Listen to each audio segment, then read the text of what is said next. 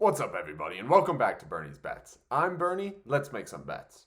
Much like the books, today we're going full-blown Bernie's Bears and highlighting 5 prospects in this year's NFL Draft who I'm bearish on and believe will be busts. I like to keep it a conversation here, so if you disagree with any of my picks, please drop a comment, and I'd love to hear your take. With all that said, let's get started. My number one player I believe will bust out of this year's NFL Draft is Zach Wilson out of BYU. Every year there's a big arm quarterback everybody falls in love with who skyrockets up big boards. Paxton Lynch, Tom Savage, Christian Hackenberg, and every one of them were busts until one Josh Allen came along. And it just so happened Josh Allen's ascension into becoming one of the most exciting young quarterbacks in the league perfectly aligned with Zach Wilson's breakout at BYU. Prior to the season, Wilson was a career 8-8 as a starter, despite primarily playing programs like UMass and Idaho State. Credit where credit's due, his sophomore year he did beat a mediocre USC team in overtime, but he finished the season with 11 TDs to 9 picks, including a no-touchdown 2-pick loss to Hawaii in their bowl game. Then the miracle Corona season happened, where he led the Cougars to an 11-1 record and finished 8th in Heisman voting. 33 touchdowns, 3 picks, and highlights you can confuse for Aaron Rodgers, he truly did ball this season. Against Houston and Texas State. Now, they did play 2 ranked games, the first a win against Boise State, but their only other ranked game was a loss to Coastal Carolina, where Wilson had 214 yards and a pick. But let's set his strength of schedule aside for a second. The highlights are nice, but they don't mean jack at a position where consistency is the most vital characteristic. You watch a full 4 quarters and you see oftentimes he takes far too long to go through his reads and can lock on to his first target.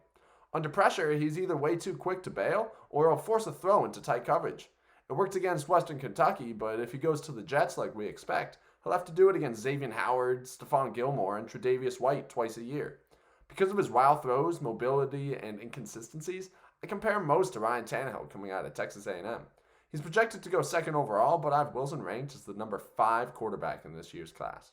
My number 2 player I believe will bust in this year's NFL Draft is Gregory Rousseau out of Miami.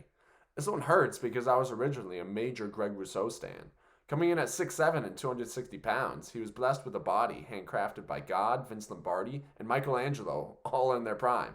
He really only played 1 year at Miami, where he popped off the stat sheet with 15.5 sacks. So between the production and an ideal frame, I really thought he was going to be a Chase Young or Myles Garrett level prospect.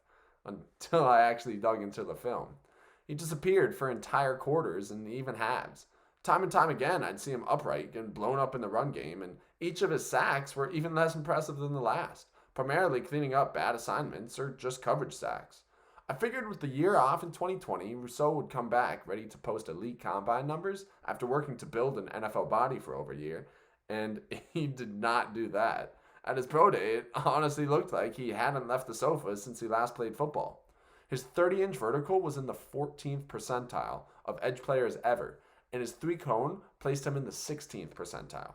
His broad, bench, and short shuttle were all below the 42nd percentile, and at his best event, the 40, he was still behind his teammates Jalen Phillips and Quincy Roche. They actually outperformed Rousseau in every single event they participated in. Still, a coach is going to see his frame and believe they can turn him into an all-pro pass rusher and draft him in the first round. He reminds me way too much of Deion Jordan, and I wouldn't consider drafting him anywhere until at least the mid-second round. My number 3 bust in this year's NFL Draft is Caleb Farley out of Virginia Tech. Even before the back surgeries, I really wasn't sold on Farley. He's a really good physical corner for college, but he relies way too much on his hands and ability to bump guys off routes that won't work in the NFL. He doesn't have the quickest hips, and I've seen him get burnt by double moves far too much for me to feel good about putting him on an island. Then on top of that, he had back surgeries, and that's way too much baggage for me to handle. And if you've seen some of my exes, you know I can handle plenty of baggage. I get it, he has the size coordinators covet at the corner spot, but to me, that's really it. It's tough to bet on a guy whose top trait is his physical ability that just had 2 surgeries on their spine. The league keeps getting faster every single year, and teams will target you if they can force a mismatch. I get flashbacks of Eli Apple at Ohio State watching Farley, and wouldn't take him in the first round. My number 4 bust in this year's NFL Draft is Elijah Moore out of Ole Miss. I have a hard time calling Moore an outright bust like everyone else on this list, but I do think he's currently being ranked way higher than he should be at the wide receiver position. Moore should strictly be a slot receiver in the NFL. He has experience on the outside, but at his size, he's best suited for the slot. Problem is, it just so happens to be one of the most talented slot receiver classes, maybe ever. The top 4 receivers are interchangeable, but essentially locked in at the top are Chase, Waddle, Smith, and Pitts. If you don't think Pitts is a receiver, check out my top 10 receivers video through my channel. After that, there's almost no consensus, but I'm seeing more and more draft neeks rank Elijah Moore at number 5, ahead of guys like Kadarius Toney, Rashad Bateman, and Terrace Marshall. I personally do like Moore. I like him, not love him, and I think he'll be good in his role, but he's the 10th best receiver in the class, and for slot receivers, he's not even top 5.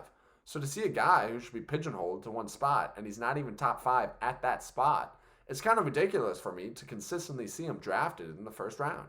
Based on his size and long speed, I compare him to Brandon Cooks, who is good, but isn't somebody I'm looking to draft on day 1 of the NFL draft. My 5th and final bust in this year's NFL draft is Christian Darrisaw out of Virginia Tech. Apparently, I hate the Hokies, but I just don't see what's special with Darrisaw. Sewell is an elite athlete and run blocker. Slater neutralized Chase Young and can play all 5 positions across the line. Hell, even Sam Cosmi might be the best pass protector in the whole class. They all have one elite trait I can point to justify why they're worth a first-round pick. Darrisaw doesn't have any of that. What he does have is 3 years worth of starters experience and prototypical size at the position. He might feel like a safe pick to a GM worried about losing their job. And while he might keep you off the hot seat for a season, he's not a pick of a team looking to win rings.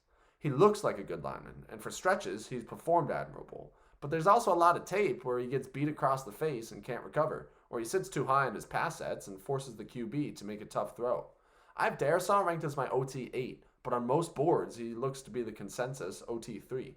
He'll be solid and probably a starter, but he'll never be an elite player at the position, and I think you can get better value elsewhere throughout the draft.